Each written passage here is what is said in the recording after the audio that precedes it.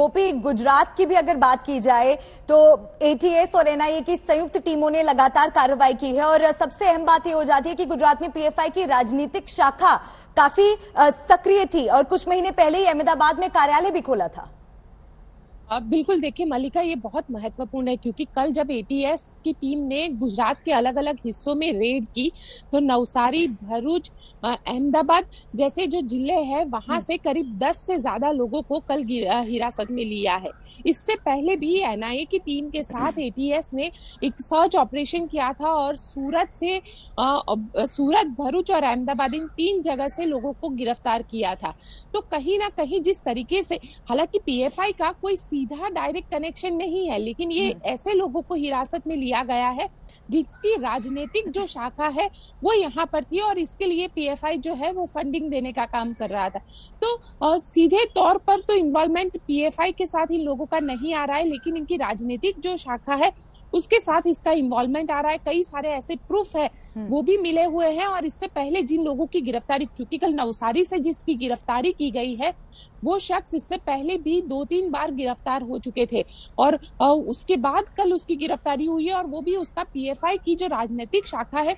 उसके साथ उसका राजनीतिक कनेक्शन मिला है। तो कहीं ना कहीं गुजरात में जिस तरीके से ये पूरी एक्टिविटी चलाने की कोशिश कर रहे थे उस पर हम कह सकते हैं कि अब बैन लग गया है, क्योंकि पीएफआई को ही बैन किया गया है, उसकी राजनीतिक शाखा, क्योंकि गुजरात में अब चुनाव भी होने हैं और चुनाव को लेकर जिस तरीके से काम चल रहा है गुजरात के अंदर, तो वैसे में ये बहुत महत्वपूर्ण हो जाता है। और एटीएस के साथ साथ एनआईए की टीम ने भी इससे पहले छापेमारी की थी और कई जगह पर छापेमारी करते हुए यहाँ से जो लिंक है, जो लोग हैं, उनको गिरफ्तार किया था। मल्लिका जी, भोपाल से हमारे साथ रवीश भी जुड़े हुए हैं, उनसे भी हम जानकारी ले लेते हैं।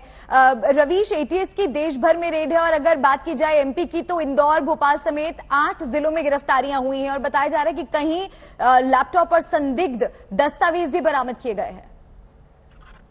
जी बिल्कुल मल्लिका, सबसे पहले तो हम आपको बताएं कि पीएफआई जो सबसे पहले अगर देखा जाए तो दक्षिण के राज्यों में ज्यादा सक्रिय था, लेकिन बीते कुछ समय से अगर देखें तो पीएफआई ने अपनी सक्रियता मध्य प्रदेश में जरूर बढ़ा दी थी और इसके सबूत इससे भी मिलते हैं कि पीएफआई ने यहाँ पे अपने राजनीतिक संगठन एसडीपीआई को इतना ज्यादा मजबूत कर दिया था कि हाल ही में जो नगर निगम के चुनाव हुए थे मध्य प्रदेश में, जो निकायों के चुनाव हुए थे, उसमें पीएफआई के संगठन एसडीपीआई ने बढ़ चढ़कर हिस्सा लिया था और एसडीपीआई के पार्षद जो है वो जीत के आए थे कई सीटों पर। और ऐसे में जो एटीएस ने गिरफ्तारी की है उसमें से हैरानी की बात यह है कि हाल ही में नगरीय निकाय चुनावों में एसडीपीआई ने जो उम्मीदवारी की थी और जो जीत करके आए थे उसी में से एक पार्षद को शाजापुर से कल हिरासत में लिया है। तो इससे आप अंदाजा लगा सकते हैं कि पीएफआई किस तरीके से अपनी पैठ जो है मध्य प्रदेश जैसे राज्य में, जो कि एक हिंदू, एक जगह देखा जाए तो एक हिंदी बेल्ट माना जाता है, बीजेपी का मजबूत गढ़ माना जाता है, वहां पे अपनी पैठ बढ़ानी शुरू कर दी थी। और पीएफआई पे लगातार बीते अगर 1 सालों से देखा जाए तो मध्य प्रदेश में जो हिंसक घटनाएं हुई हैं उसमें पीएफआई का नाम कई बार सामने आया है। खासतौर से खरगोन के जो दंगे हुए थे हाल ही में, उसमें कहीं ना कहीं पीएफआई की सक्रियता देखने को सामने मिली थी और ये बताया गया था कि लोगों को भड़काने में पीएफआई का एक रोल है और राज्य सरकार ने इस पर बाकायदा एक्शन लेने के लिए गृह मंत्रालय को एक पत्र जो है वो भी भेजा था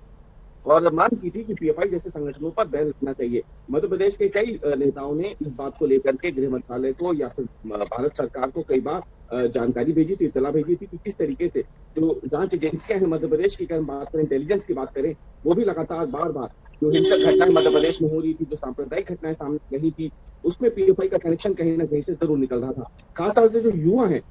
वो सोशल मीडिया के सहारे पीएफआई से जो जुड़ रहे थे और लगातार समाज के बीच में जाकर के जिस तरीके की घटनाएं हो रही थी उसको देखते हुए ये कदम उठाया गया था। आपको बताएं कि जो पहली कार्रवाई हुई थी एनआईए की वो 22 सितंबर को हुई थी, तब 4 लोगों को गिरफ्तार किया गया था। उनकी रिमांड जो है वो 30 सितंबर तक है। 7 दिनों की रिमांड उन्हें मिली है एनआईए को और इस दौरान जो उनसे पूछताछ हुई है उस पूछताछ के आधार पे मध्य प्रदेश में 21 लोगों को कल हिरासत में लिया गया और उनसे जो लगातार पूछताछ हो रही है वो 2 चरणों में हो रही है। पहली जो चरण है वो टेरर फंडिंग को लेकर के उनसे लगातार सवाल पूछे जा रहे हैं कि आखिरकार ये जो रहा है गतिविधियों को अंजाम देने के लिए ये कहाँ से आ रहा है। इनके पास से जो दस्तावेज मिले हैं हिंद की ओर इशारा कर रवीश, रहे हैं। हम कुछ अहम तस्वीरें दर्शकों को दिखा रहे हैं। आप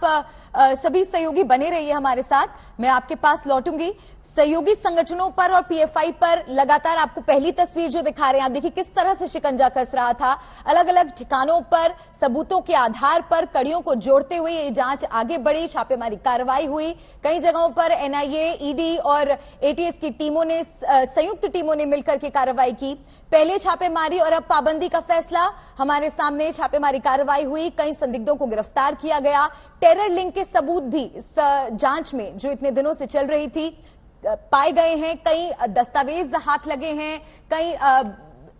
डॉक्यूमेंट्स, बहुत इंपॉर्टेंट संवेदनशील डॉक्यूमेंट्स हाथ लगे हैं। साथ ही आपको बताएं कई जगह से लैपटॉप्स भी बरामद किए गए हैं, डिजिटल सबूत भी हाथ लगे हैं। गृह मंत्रालय का ये बड़ा फैसला है, 5 साल के लिए बैन लगा दिया गया है और जो नोटिफिकेशन गृह मंत्रालय की तरफ से जारी किया गया है वो भी हम आपको दिखा रहे हैं। एक बार फिर से हमारे सहयोगी जितेंद्र के पास हम चलेंगे। जितेंद्र, लगातार ताबड़तोड़ एक्शन तो हम देख ही रहे थे, देश की सबसे बड़ी जांच एजेंसी है और हैरानी भी हुई कि आखिर किस आधार पर ये अचानक से इतनी तेजी से जांच अलग अलग राज्यों तक पहुंच रही है। लेकिन क्या लग रहा है अब कि अब पीएफआई की जो आका है उनके पास अब क्या प्लान बी होगा, उनके पास क्या विकल्प? और देखिए मल्लिका, सबसे बड़ी बात यह है कि पीएफआई जो संगठन है उसके लिंक किस तरीके से जो ग्लोबल टेररिस्ट हैं उनके साथ थे। जो नोटिफिकेशन है इसमें साफ तरीके से लिखा हुआ है कि आतंकवादी समूहों से, जैसे कि सिमी से इसके कांटेक्ट थे और पीएफआई के बहुत सारे जो लोग हैं वो किसी न किसी रूप में इससे जुड़े हुए थे। सबसे बड़ी बात यह है कि जमातुल मुजाहिदीन बांग्लादेश, जो कि बांग्लादेश का आतंकी संगठन है और भारत में उसको प्रतिबंधित किया गया है, उससे भी पीएफआई के संबंध थे। तो इन तमाम चीजों को लेकर के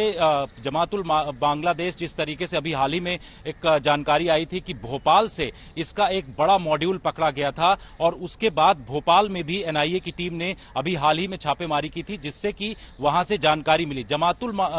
मुजाहिदीन बांग्लादेश एक खतरनाक संगठन है जो कि पश्चिम बंगाल, असम और दूसरे राज्यों में पूरी तरीके से सक्रिय है। इसके संबंध पॉपुलर फ्रंट ऑफ इंडिया से अगर हैं तो ये तमाम चीजें सवाल उठाती हैं और यही वजह है कि गृह मंत्रालय ने इसके ऊपर प्रतिबंध लगाया है। दूसरी सबसे बड़ी बात है कि इस्लामिक संगठन जो कि आईएसआईएस है, जो कि देश विदेश में कई बड़ी वारदात को अंजाम दे चुका है, उसमें भी ये लोग रेडिकलाइज करके युवाओं को भेजने की का प्रयास कर रहे थे, जो पॉपुलर फ्रंट ऑफ इंडिया से जुड़े हुए लोग हैं। तो ग्लोबल टेररिस्ट ऑर्गेनाइजेशन जो है उनसे भी पॉपुलर फ्रंट ऑफ इंडिया से जो जुड़े हुए लोग हैं उनके थे और इन्हीं तमाम चीजों की जानकारी एनआईए की तरफ से दिया गया था गृह मंत्रालय को और एनआईए ने इसके लिए डॉजियर बनाया था। आपको बता दें कि कल 11 बजे के आसपास गृह मंत्रालय में एक बड़ी बैठक हुई थी जिसमें इस बात को तय कर लिया गया था कि अब पॉपुलर फ्रंट ऑफ इंडिया पर बैन लगाना है और इस बैठक में केंद्रीय गृह सचिव अध्यक्षता कर रहे थे और उसमें ईडी,